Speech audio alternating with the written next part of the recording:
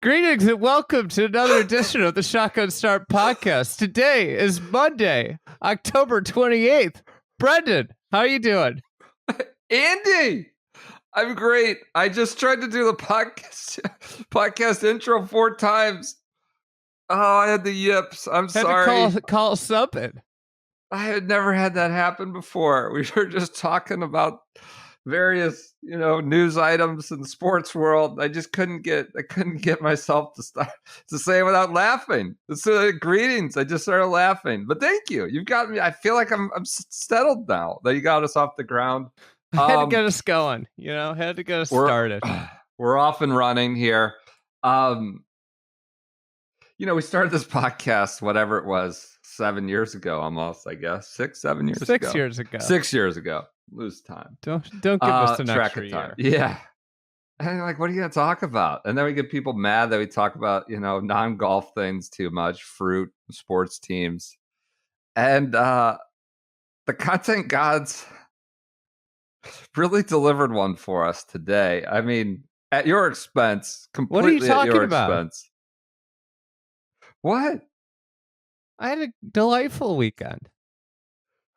Okay, that's fine. You're a well-adjusted adult male whose entire life is not tied into a sports team. Great date tonight with my wife. Oh, that's great. I'm glad to hear that. Did it happen before about 7:34 Eastern, or where were you when that was going on? I think I think both my fantasy football teams are going to win this week. Oh, I'm happy. I played golf with my dad and mom on Saturday morning. It was a great weekend. How'd it finish? What? How'd it finish? The weekend, Sunday night. Well, I just got done with a date with my wife. It was great. Okay. It was great. Swag Sports Minute. That's a new little gimmick thing we got going on here. I'm not sure where we go. It's a little light this Sunday. You know what? My football team went in to Commie Land. They didn't play their best They didn't play their best game.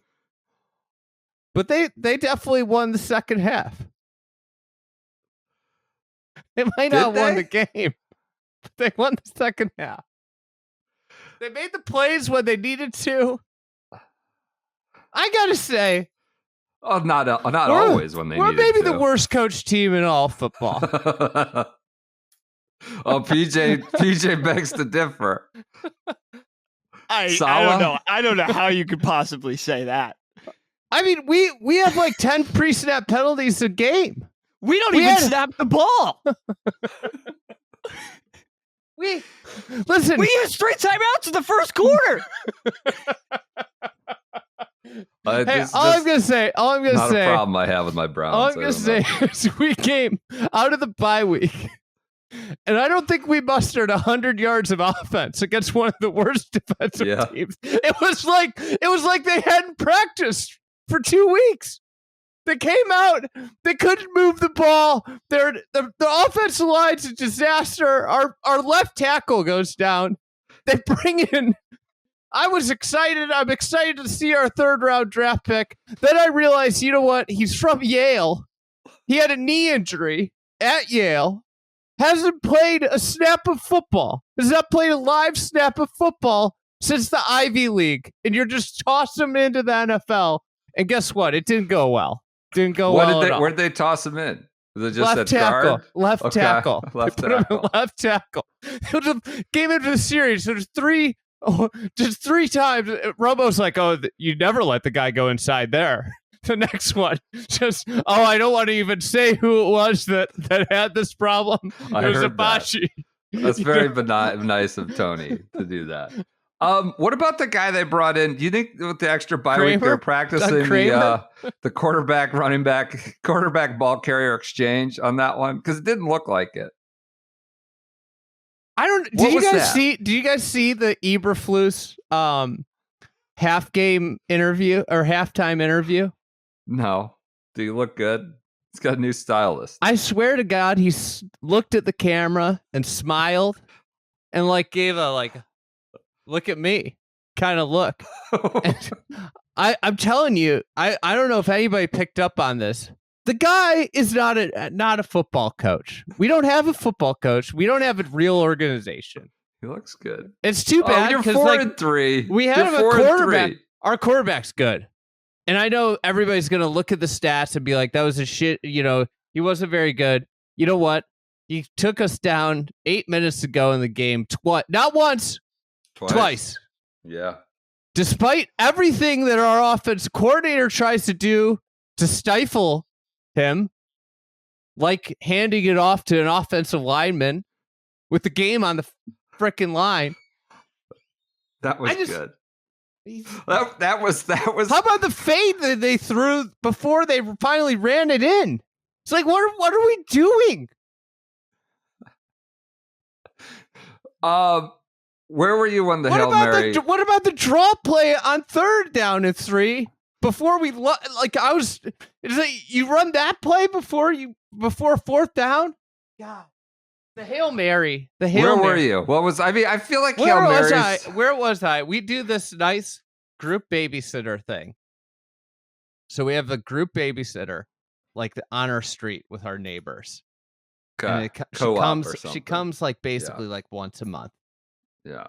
So then it gives us like 3 hours, all the young parents on the street to go do whatever we want.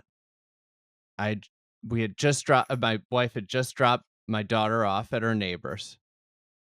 And I was like, I got to watch the end of this game.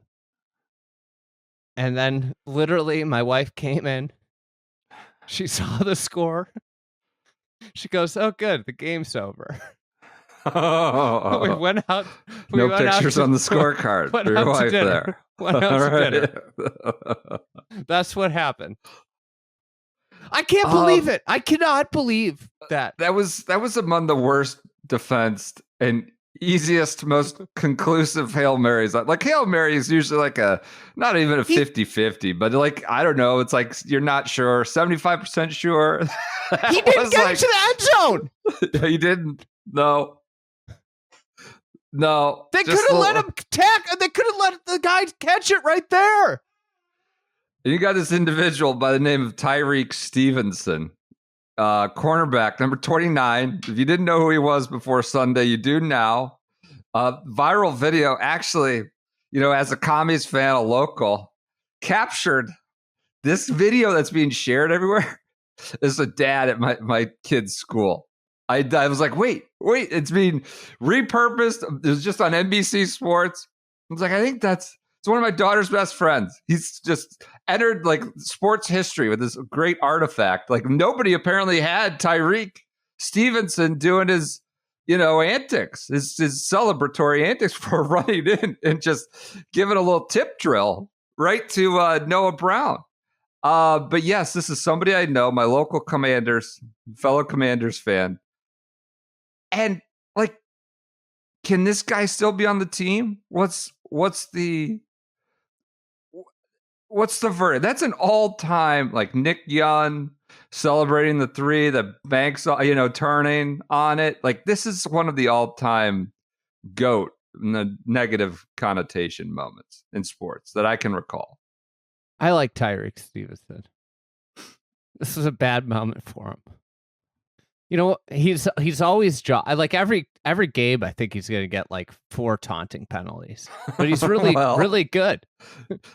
So the problem, he's really good. He's like probably like almost an all-pro quarterback, and he's a second-year player. This is the issue. He's like one of our 10 best players. He's already apologized. He apologized to the city of Chicago. To the entire city. To Chicago. He said, to Chicago and teammates, my apologies for lack of awareness and focus.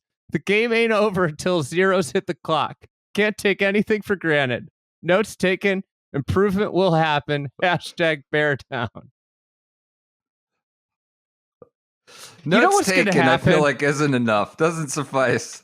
Doesn't make up for it. I was thinking about this while I was driving to dinner. We're going to miss the playoffs by 1 game. And this is the way life works. Oh, I'm sorry. You can't feel good if you're a Commies fan.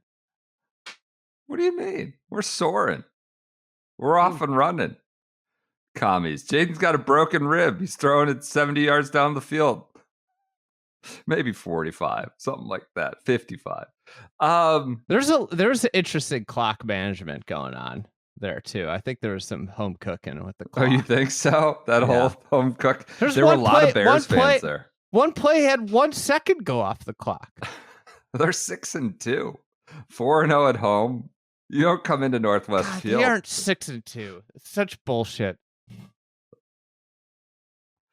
Oh, I'm sorry. That was really I was working upstairs trying to prep for this podcast, and all of a sudden there's all these screams all through the neighborhood. Screams down. I thought my kid broke his leg downstairs. I thought something happened.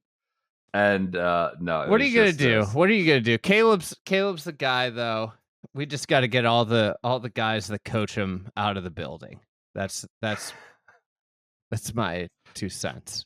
I mean, this is, as a Bears fan, you know this is often the issue.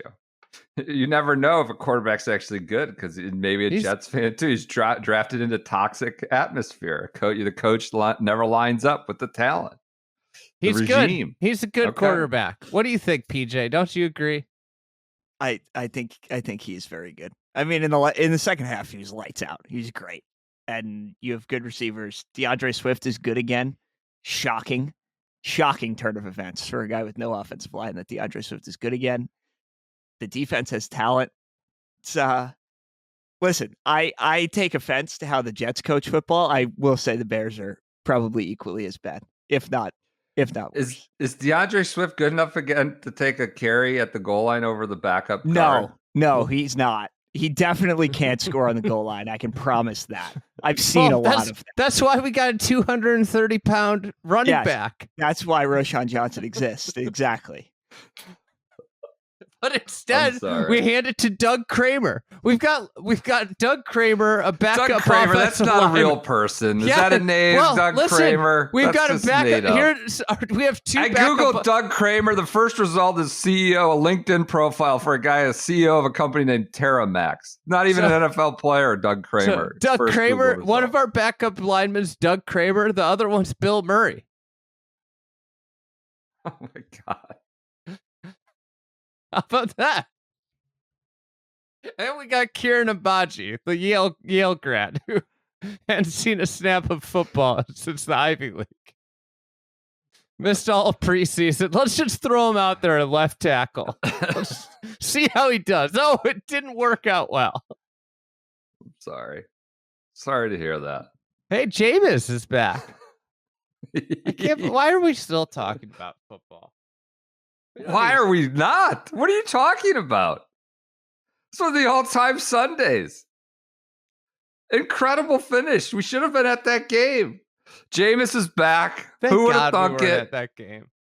Yeah, that would have been tough. That would have been a hard one. It sounds like there were a billion Bears fans there. A lot of Bears fans. Because Bears have the biggest fan base in all of football. Okay, sure. We're the biggest. Sure. We're the biggest city that doesn't have 2 teams. 2 teams. Yeah. That seems like an unscientific conclusion, though. What are you talking about? We also have like the greatest football franchise in all of football. Which is what? The Bears? The Bears, yeah. We're the most historic franchise in football. Okay. All right. Well, we have terrible owners and terrible coaches for the last, 30 years, but you're 4-3. Not lost. All is not lost. You're undefeated at home, winless on the road. Still, but all right. Yeah, Jameis is back. Felt like we won the game today. It felt like it, but in fact, you did not. In reality, PJ, do you want to throw any Jets conclusions? Any Jets thoughts in there? We're just doing Swag Sports Minute. Go to swag.golf. You can buy team appointed head covers. You could get a Ditka head cover. God, there was this guy in full Ditka outfit on the one angle. If you're shooting it from like the right side of the field, facing the goalpost, full Ditka outfit, just hands on head, horrified as Noah Brown comes down. He's in the first row, It's a bad, tough look for the Ditka outfit. You can get a head cover with Ditka inspired at swag.golf. You got Mets stuff. You got all sorts of different franchises, Cubs, in addition to many non-sports related items. They're hot. They do their drops. They sell out right away. But they've got a new website, kind of take on more orders. Swag.com or swag.golf is the URL. You played golf with these guys, grew up with them in north of Chicago.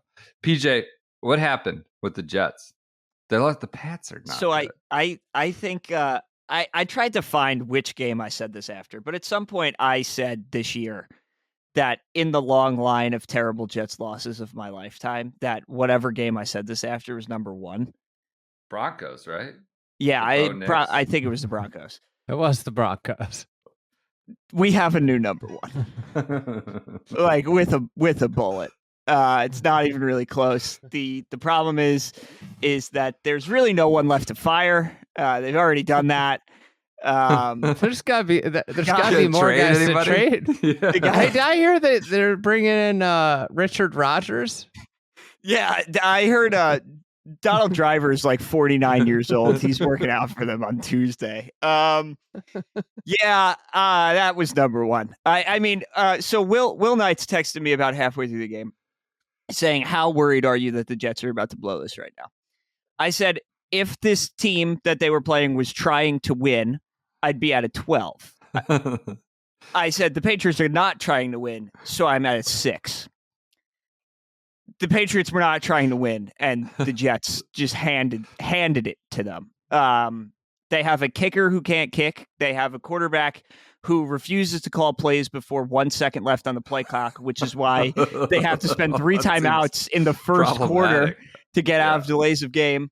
They took a delay of game on a 2-point conversion because he couldn't call the snap in time. And Did they still go for it? No, I think they ended up kicking after that. It all blended together. I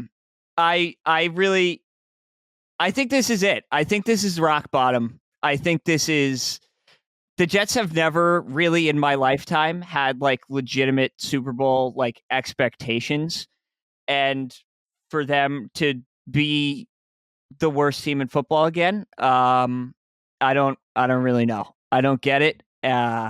It's incredibly depressing, and I don't know what to say anymore. They play on Thursday. They play on Thursday night on national TV again. Oh, and I don't.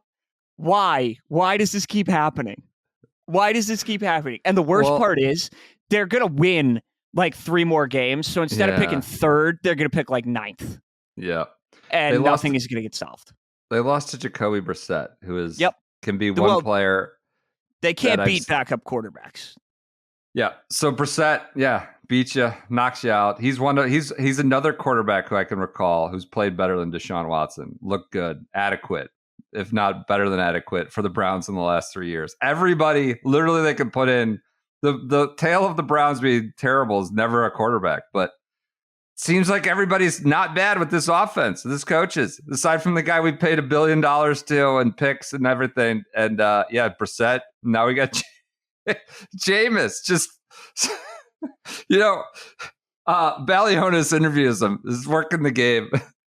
Because Jameis is like clearly like acting out like, what are we about to hear? He goes, this is the day that the Lord has made. Let us rejoice and be glad. They just stopped. And Amanda was like, okay. And then he was ready. He was cooking. So the Brissett, Jameis, the Browns, God, of course. And we just played this shittiest schedule ever for like 7 weeks. We had the Raiders, we had the Giants, just losing, throwing Deshaun against the wall again and again and again. Could have had a respectable record, I would think, but I'll take the dub. Victory Monday, double victory Monday. My commies and my brownies. I do just want to pat myself on the back here for Cedric Tillman as fantasy football corner of the week. Yes. I nailed. I should have taken the Browns as the bet of the week, but in my little write-up, I nailed it. The Ravens pass defense is awful. Jameis was going to shred them. So I do just want to pat myself on the back a little bit there. Always a good day when the Ravens lose, but extra special when you can do it yourself. So, yeah, that's Swag Sports Minutes, many minutes. Go to swag.golf. Let's move to golf. So where do you want to jump to? I'm glad that we didn't even have to talk about the Illini. So, I was wondering about that when we were talking about the whole weekend. It's fine. Let's move on. You were talking about going to Autzen for that. You know what? You don't want to talk about it. That was a game that we got off to the wrong start. We won the second half. We won the second half today too. Well, we're a second half, just a second half team. Of course, it's a 2-half game, unfortunately. All right, let's talk about Nico Echavarria winner. I got to say, I was Joseph Labate and I recorded a podcast about JT and where he goes. It would have been something if he won right after that. Would have been interesting. He came close. It's good to see JT playing good golf again. It'd be nice if he could be a superstar or even a star again. He hasn't won in 2 years. He hasn't won in 2 years.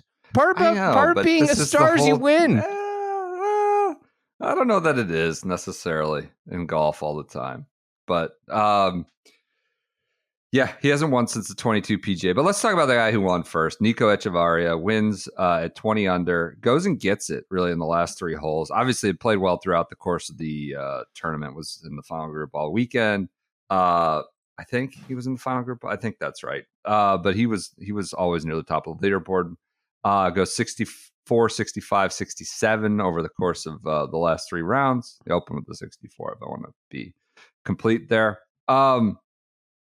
And goes and gets it in the last 3 holes. Breaks Tiger Woods' 72-hole scoring record. A lot of people making notes of that. I mean, there's been 6 of the Zozos. He clipped Tiger, I think, which was 19 under.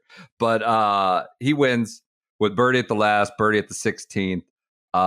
This is kind of I don't want to call it old school, but this is the way golf used to go in terms of development, or a lot more frequently. There were always young superstars who came on and bashed their way, but Echavarria, has been up and down. It's taken a long time. He's 30 years old now. He won the Puerto Rico last year. He got out when of there KFT, was a Puerto went Rico back to curse? Yes, I remember it well. I remember it well. Who broke it? Did Hovland or I think Finau Hovland ended it. I think Hovland ended it first. I could be wrong. Finau won it twice, right? Didn't he win double Puerto Rico? And we were like, it's still in effect because you got to win outside of the PR. Echavarria wins. Go ahead. Echavarria would have been a prime PR curse candidate because he won. Have you looked at his results after he won Puerto Rico? Did it tank? 2023, he wins Puerto Rico, misses the cut at the Players, misses the cut at Valspar, T28 at Valero, missed cut at RBC, T66 at Vedanta, Wells Fargo, MC, PGA, MC, Memorial, MC, US Open, MC, Travelers, MC, Rocket Mortgage, cut, John Deere cut, Barracuda cut, 3M cut, Wyndham Championship cut, all the bad stuff. Come on. Fortinet cut, and then Shriners cut. Then he got his game back. Yeah, so he's been up and down. But that would have been if the curse was still going around. We wouldn't have missed that. Yeah. We wouldn't have missed that happening. We would have been all over it.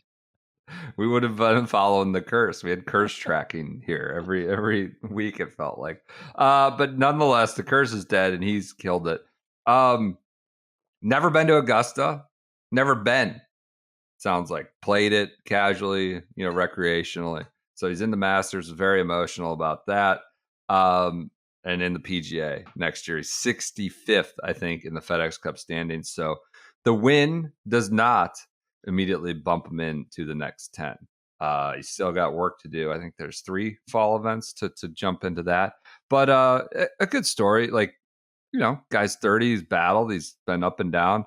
Had to go and beat JT in the final group. That's not nothing. There were 6 of the top 30 players in the world. This wasn't like beyond the Puerto Rico or Butterfield. I know it was a limited field event, but there's some real firepower there just in the field and then there at the end alongside Grazerman, JT.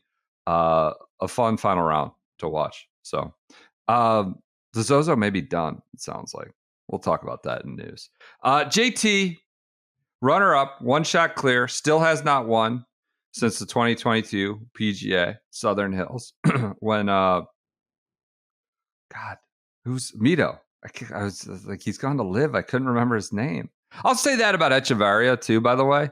Like, the tour has been drained of South American talent. Yeah. Right. That's been like that was one thing that crossed my mind watching it. Like, I'm not suggesting he's necessarily going to be like this monster superstar breakout. He could, but that they could use a little bit more representation from South America in the winner's circle. Do you think Team Torquay is going to come calling?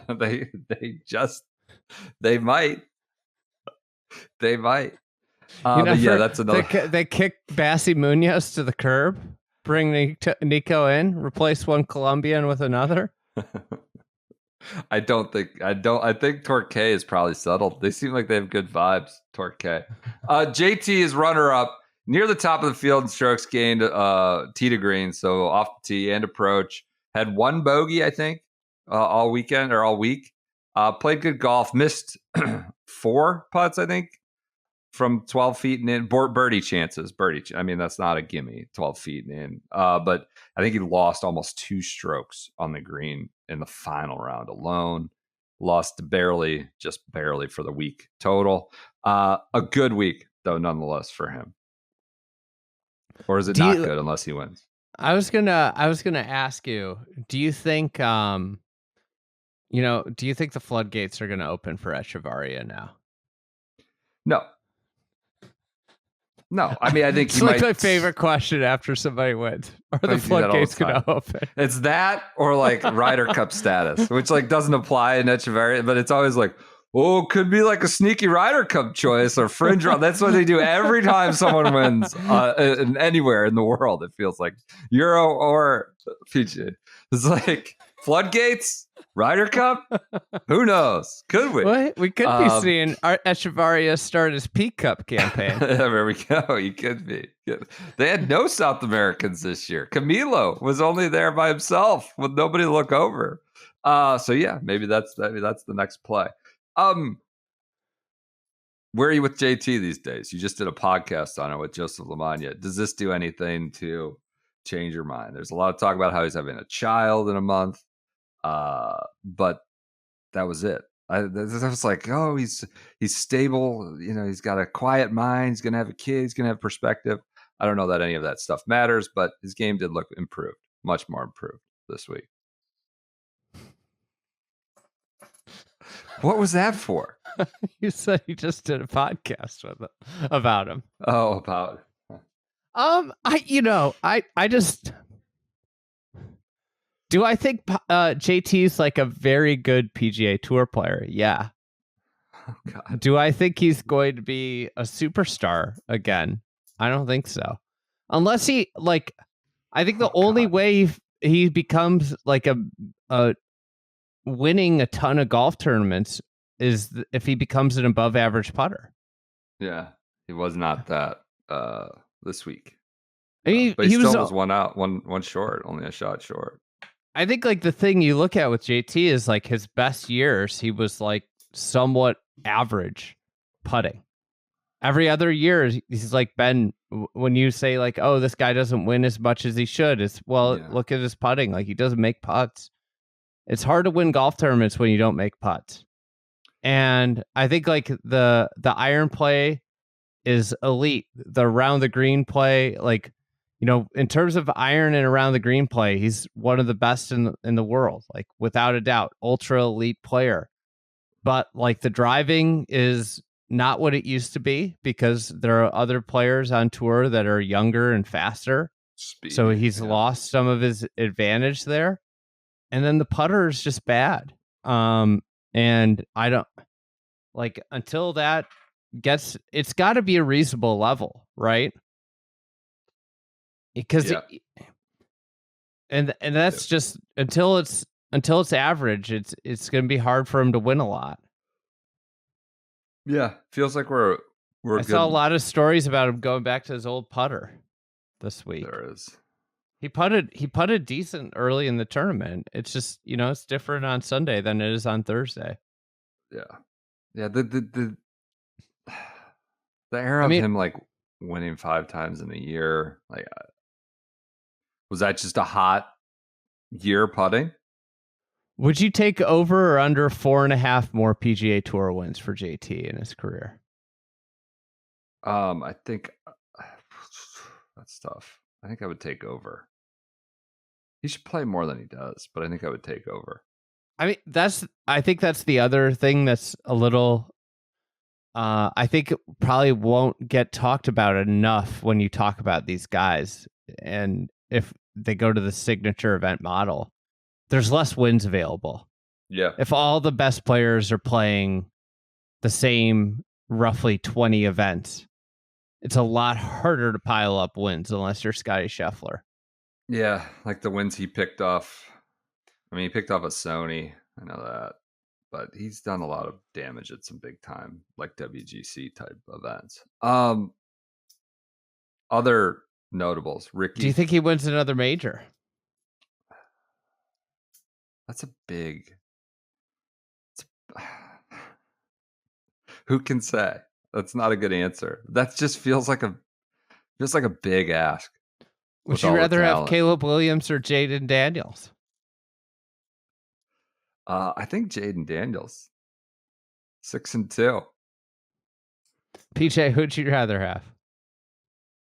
He had a broken rib today. This is not the full package. It's not a fair question today. I'm still taking Caleb right now. Sure. I think because of the broken rib. He was playing so well that everybody forgot he runs like a maniac at LSU and got decked like 3 times a game. And maybe this keeps happening to him. I don't know. He's like 175 pounds. Yeah. He's a stick. Yeah. Do you think JT wins another major? That seems like a big ask. I don't know. I don't think that this is very hard to do. Like Rory's going on 10 plus years, and he's been in like every one of them in those intervening years. I don't know. It's a big ask. Do we lose you again? No, I'm here. You just watching the replay of the Hail Mary? I was. Were you? Yeah. I knew it. So does JT win another major in your mind? You're locked in mind? You're just dialed in considering the questions? Mind? I would say that I don't think he's going to. I think I'm no major under 4.5 wins. Yeah, I think that's not unreasonable. Not crazy. Ricky gets his first top 10 since he Great won to see. Rocket Mortgage. It's what we love to see. I'd love if he could play his way into the next 10. That's a lot of events without a single, like top 10. We're not talking about the biggest, toughest threshold. But good. It's good to see. Welcome it. The kitty cat's been playing well. He's back. He feasts. He feasts this time of year. He just starts wailing away. Got that low center of gravity, just wailing away. It sounds like this event's over. That's what I'm going to in news. Let's get through the field first. Jolie D and his little no-cut deal. Congrats to Jolie D. Lamagna wrote about this extensively in, I want to say it was Wednesday's newsletter. Sponsors exemptions on a no-cut deal when points are like the whole kit and caboodle this time of year. Guys fighting for their card versus next 10 versus the whole thing. Where a lot of them are not invited to the event or not present for only 70-some players. Jolie D goes from 129 to 124 with a T41 finish in a 70-some person field. And that's kind of exactly what Joseph Lamagna was talking about in his article.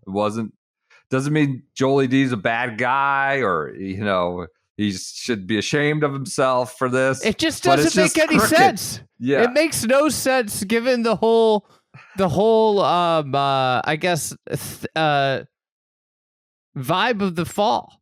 Yeah. Like the whole point of the fall is this meritocracy earning your spots.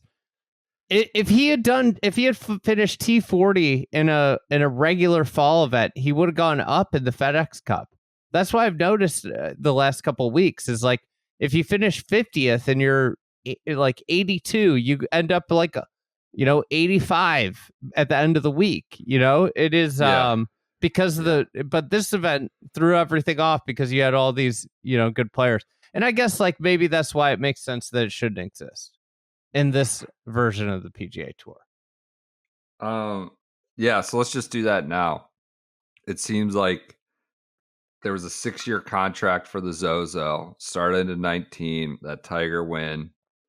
And players and people are talking as if this was it. Like the contract's been fulfilled and they might be gone. This comes, a few days after Shriners is no longer the title sponsor of the Las Vegas event.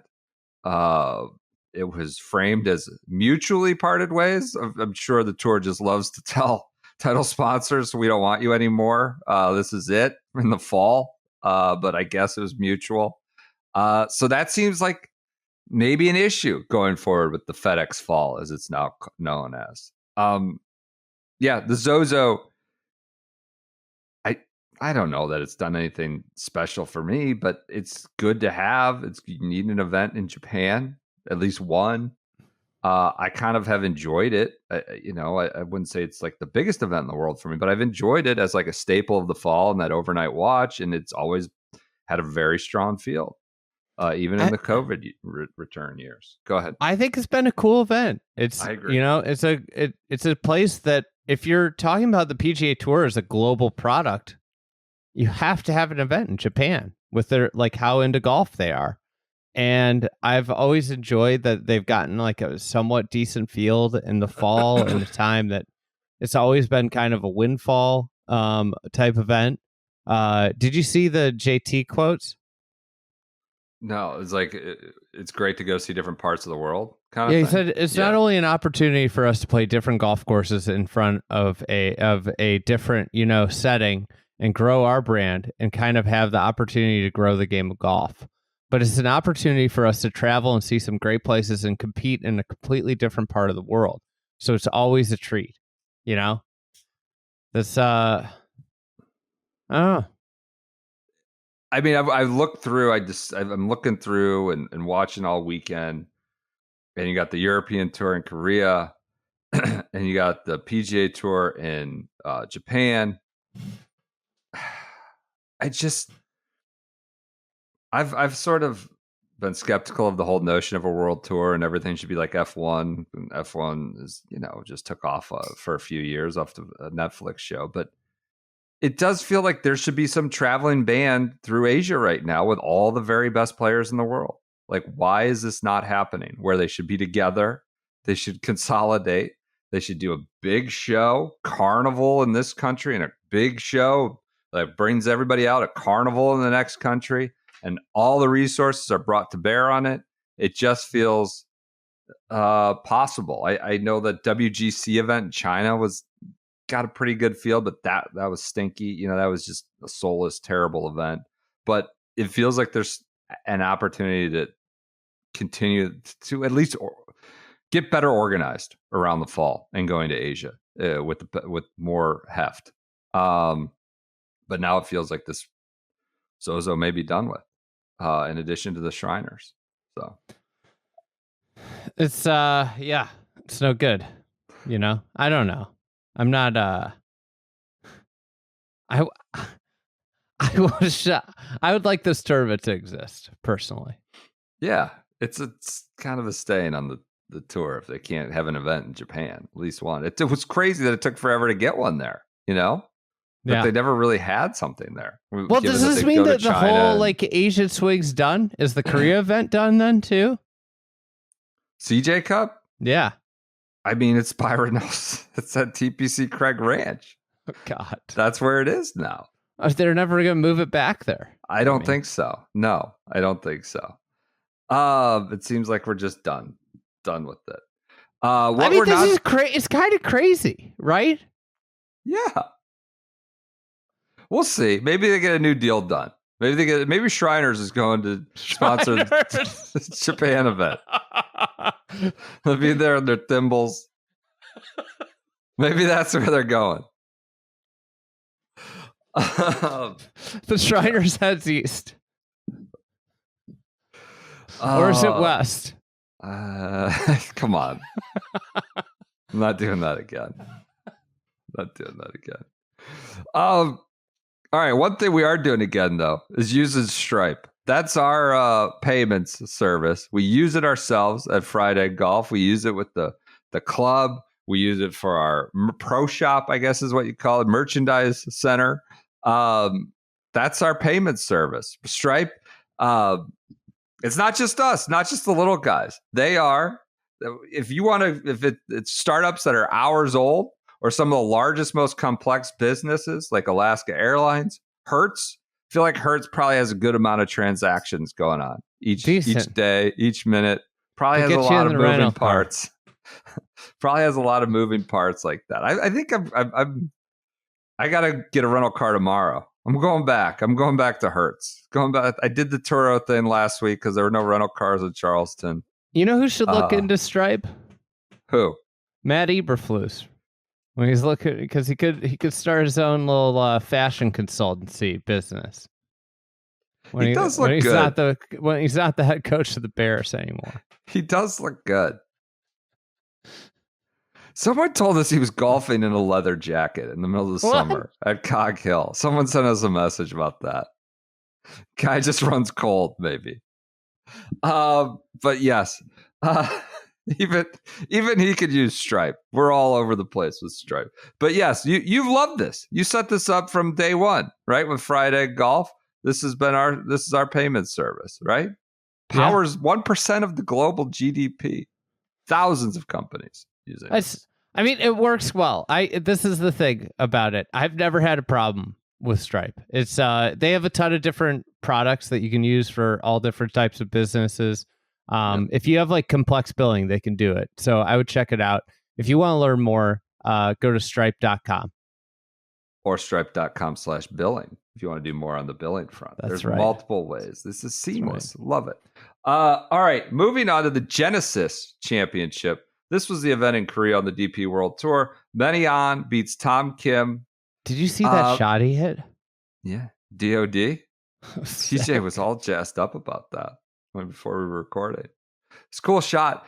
I think we gotta start gatekeeping the use of lip out, right? I feel like I feel burned an edge. It's kind of like kicking. They talked about Grazerman really burned the edge. And like, it was just a close putt. These guys are very good at golf. They put the ball near-ish to the hole, if not on or around it. Like, it just happens. But it feels like we're overusing the term burned edge and like horrendous, brutal lip out. It's just a punch in the face, lip out. Like, it feels like we're drama. Anyways, Tom Kim lipped out on the 72nd hole that would have finished it in regulation. Then they go back to a playoff. Beats Tom Kim on that same hole at the Jack Nicklaus golf course there in Incheon, Korea. Ben two P Cup legends going at it. He won Wentworth 15, 20. Yeah. That's a long time ago. 9 years. And didn't he win the USAM at Chambers Bay too? Yeah. I think that was the one he won. I think that was the one he had the really awkward handshake with Tom O'Toole. And they couldn't figure out which hand was on the trophy and which hand was shaking hands. I think that might have been Ben. I could be wrong. Could have been somebody else. But yes, he beat Ben Martin. He won at Southern Hills. Okay, I think it was him. He is not one on the PGA Tour. He won Wentworth 9 years ago. He's a pro. He's a pro's pro. This guy is a Maybe tour he should pro. play the Euro Tour. Good Twitterer. I like his, he's got some pizzazz on Twitter. He's not afraid to go out there with takes. Some of them are bad takes, but you got to appreciate anybody that throws the takes out there. Not everybody, but yes, I've been on for sure. How much money do you think he's made? Never won on the PGA Tour. European Tour and PGA Tour combined, PGA Tour. PGA Tour. $12 million. I think it's 18. Oh my God. I believe. Not one. But he's a good player. He's really good. Like I mean, he made it makes sense. like a few times. he's a good player. Yeah. So that's just a lot of money without a dub. Like, it's indicative of how good he's been, I suppose. Can I tell you something? What? 19 million, about almost 19 million. Go ahead. You know, on the Hail Mary. Yeah. Did you know the Bears had a QB spy? They thought he was going to run 55 yards? One of the guys was spying the quarterback. I mean, he can scoot. He can get out there, get outside the pocket. It wasn't like on the 20-yard line. No, it wasn't. You're just getting you're accumulating more facts about this play as we're recording. That's pretty good. We got the Tyrique video, QB spy.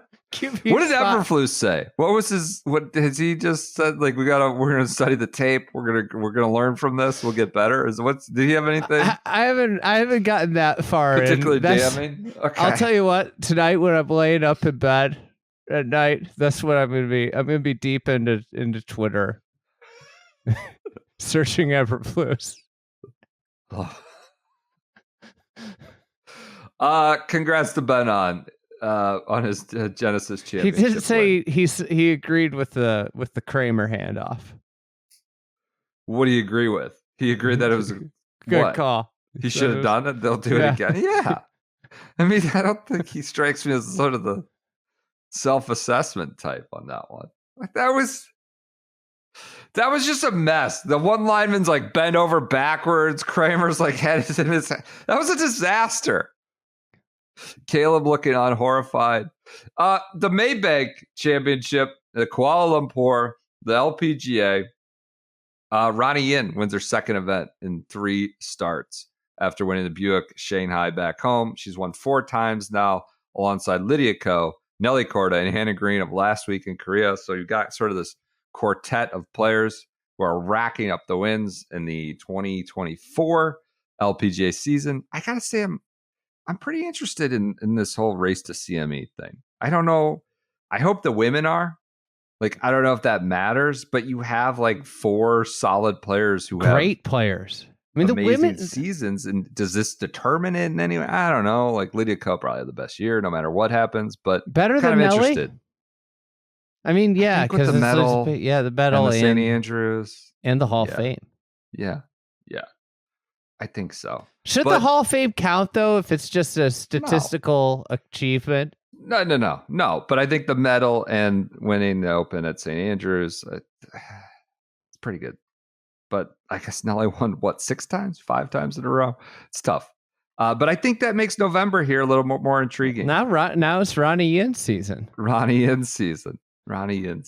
But she beats Gino Titicul. They both hit it like 200, similar to the DOD deal on a par 5 finisher. They both hit it like 240 and 230 to eagle range. And Titicul needed to make the eagle. She did not. And Ruoning Yin's going to have the last word. In what? My wife ordered a drink. My wife ordered a drink tonight at dinner. Yeah. And she asked the waitress, "Hey, what's this final say?" And the woman goes back, "Well, it's our take on the last word. A last word. Do you know what that drink is? Have you ever heard of a last word?" No.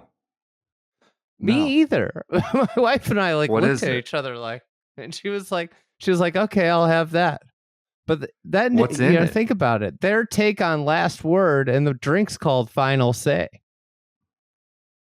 Just like that's last word. A terrible name for a drink. Final it's a say.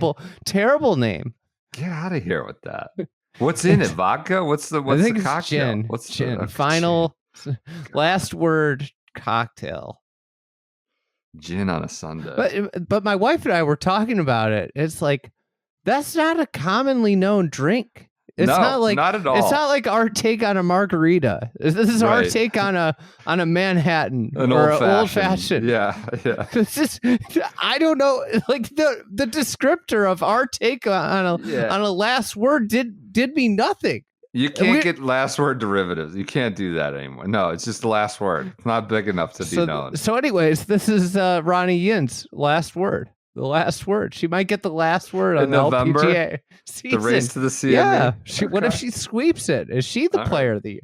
You know, this is what they're talking about on Golf Today. Who's the player of the year? The show on Golf Channel? Yeah. Golf Today? Oh. I was watching it the other day. I mean, the player of the year is created to fulfill the shows like that. Maybe ours too. You know what? They had some real Mickey Mouse bullshit going on at this event. You see the 96-yard par 3? There were 3 aces in a single day. There were 5 in the entire tournament. They came one short of the record during a one full field event. They had 5 aces this week. They had 3 on this 96-yard par 4 hole in the third round Saturday. And then they had 2 on this 121-yard par 3 11 on Sunday. They had 5 on Saturday and Sunday alone. It's for Mickey Mouse. Unbelievable. I guess I'm not giving the women enough credit. I'm joking. I can see the PGA Tour looking at that and saying, how can we get some of this? We need to get the Kuala Lumpur model going on TPC elsewhere. All right. Should we get the bring back the CIMB? There we go. Should we get that's the Chips That's how minute? JT gets over 4.5 wins. Getting TPC Kuala Lumpur. I wonder if that's still in the TPC network. That was a bonus. That was an actual TPC course back when JT was wreaking havoc. Didn't they get rid of some TPC courses? They did. Yeah, Let's see. I think they did. All right. They got Desante Bay. I think I'd take a free vacation to Desante Bay. I mean, are you gonna have to give it an egg rating? I just wouldn't rate it. You'd be nice. Just take some pictures. Okay. It doesn't look like I'm on map view right now. I think they booted it from the network. That's sad. They no longer have reciprocals at Sugarloaf and River Highlands and elsewhere. Hey, have you guys ever looked on a map where Puerto Rico is? Yeah. I mean, it's way out there. Yeah. What was that hard turn for? Well, I just saw that there's a TPC in Puerto Rico. Oh, okay.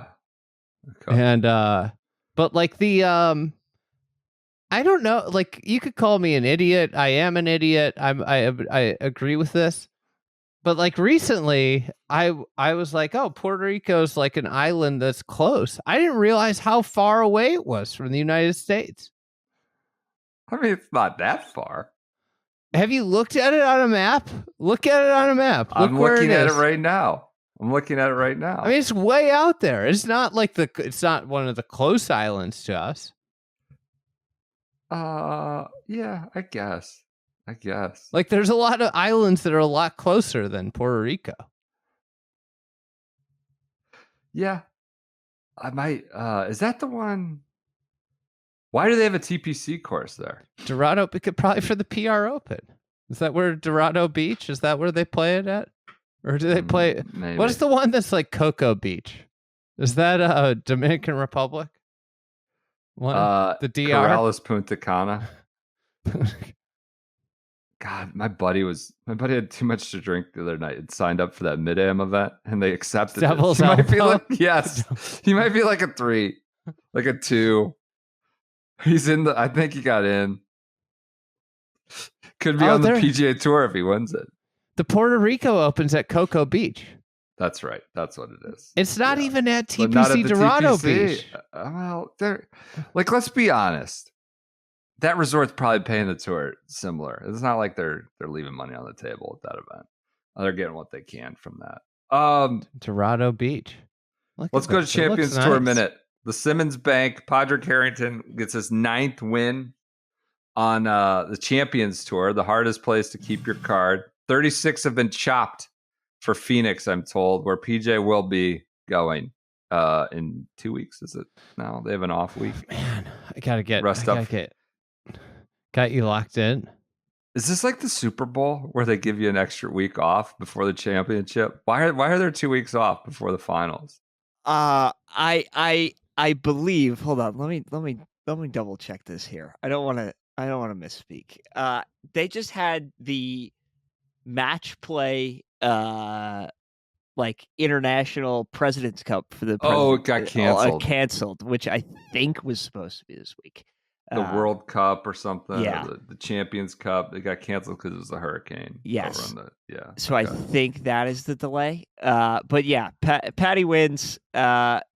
Back in the top 10 now of the Schwab Cup. So we're down to 36.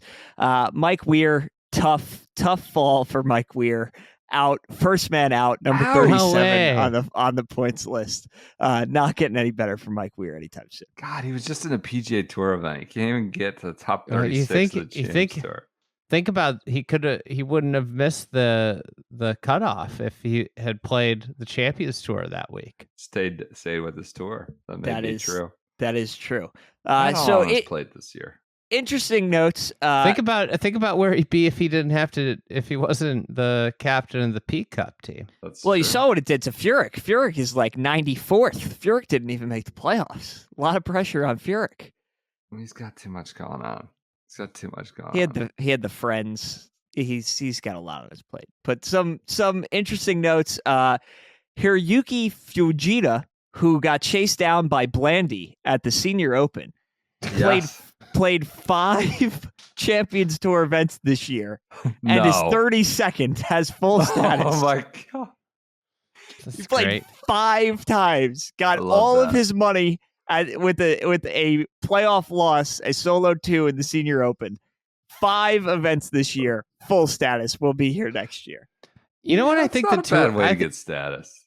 I think the PGA Tour, just in general, should not give FedEx Cup points or Schwab Cup points to tournaments run by other organizations. Why? That seems like an own goal. Seems like you're cutting yourself off, cutting your legs off. I think it'd have the opposite effect. It'd make those points more precious. You want these FedEx Cup points? You got to come earn them at the PR Open. I think it would delegitimize the FedEx Cup points. I think it could go either way. I think we could. It's worth trying. JT win another major or not? Could go either way. It could. What else happened, PJ? We got Jason Karen also T3 this week with Fujita. This is crazy. I like this story. He's a club pro at a course at Oyster Bay. It's the Mill River Club. It's what everybody's Bay. Member deal on clothes from the pro shop is named after the Mill River Club. What? I don't. Have you ever heard of Mill River pricing at clubs? So clubs have like this deal where like a member can pay X dollars. Oh yeah, it's less than the. And then they get the Mill River pricing. Oh, I didn't know that. I think this is the Mill River model from the Mill River Club, which Jason Karen's the head pro from. Well, I don't know if he's going to be the head pro anymore because he's got full status for next year. 35th in the field for Phoenix. He's how many starts did he make? He's like teaching lessons to Mrs. Smith. And he's just going and just wiping the floor with the senior tour to get full status. So I'm gonna pull up his numbers here. He's not even listed on the PGA Tour Champions like player list because he came out of literally nowhere. So where are we? He should run for PGA president. He's representing the organization out there. So he played. I heard a hot tip that Richardson's out. Okay. That's the opposite of a hot tip. God, who cares? I'm sorry. Never mind. You need the hot tips. I think you were being sarcastic too. All right. Jason Karen, 9 events this year. 4 top 25, 8 cuts made, has full status, 35th on the points list heading into Phoenix. So he did some media earlier in the week that he was just like, yeah, I have a full-time job, so this is just like a cool run. Like, we'll see what happens. But like, was totally like not worried about it. Like, whatever happens, nonplussed by the whole thing. And here we are in the playoffs. So we'll have 2 people from Long Island in Phoenix, if you're including me. So I find that pretty funny. There isn't any more? Did you dive into every profile? What if we're missing some Long Islanders? Mill River pricing. God, looking into this a little bit more. That's right. You know what? I found out that the final word, the cocktail was lost. It was a drink that was lost to the Prohibition. It's made a resurgence. Clearly not that much of one. No. Probably up in those hipster spots, you know? Yeah, probably. It's just became a thing again. This is our take on it. It's the final say. The final say. That's got to go. That name is terrible.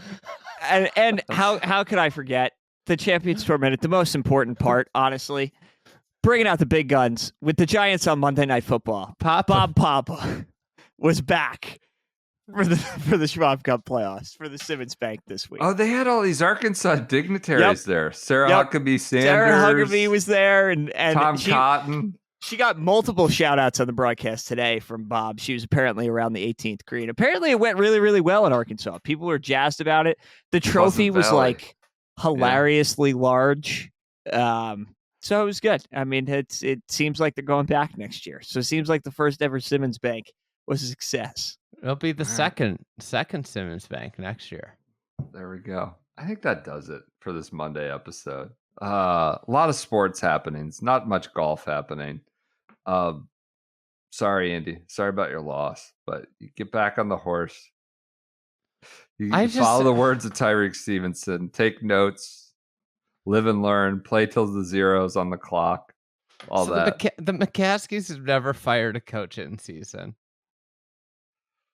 That's all I want. I just want the coach gone. Come on. You're 4-3. He's a bad coach. That's true. We can't fire a guy that's 4-3 though. Right? 4-3. He's like 15 games under 500 as a coach of the Bears. He's 4-3 this year. He beat the Panthers, the Jaguars, the Titans, and who else? That's tough. That is tough. That is not the best run of form. You beat the Rams, I think, at home, right? The Rams too. Yeah. Got a lot of double victory Monday for you. Double. Each conference, my AFC team, my NFC team, we're 2-0. I'm gonna try to adopt another team. Just keep going. I might need to adopt an AFC team. I should adopt the Steelers. Someone to jam you. The Ravens would really be a jamming. The Ravens, I don't do well with the Ravens. You beat them this year. We did beat them to death. This week. We did beat them. All right, that does it for this Monday episode of the Shotgun Start. Everyone enjoy your weekends. We got Halloween costumes coming. We got a lot of submissions. That's we got to figure out when we're going to record that. We'll figure it out. I'm going to Tennessee tomorrow. I don't know. We'll figure it out. But that's an annual favorite. I know you guys are fired up about that. We're in we got some people. Should we tease one? We had a submission. You're going to tease one? I don't know. All right. We'll wait. You can tease one. No, we'll wait. We talked about Lucas. Tease one. What's that? Put a garbage bag over your body rip a bunch of holes in it. It's a decrepit garbage bag. You're going to the SoFi Center, the home of the TGL. That's good. Just a bubble ripped to shreds.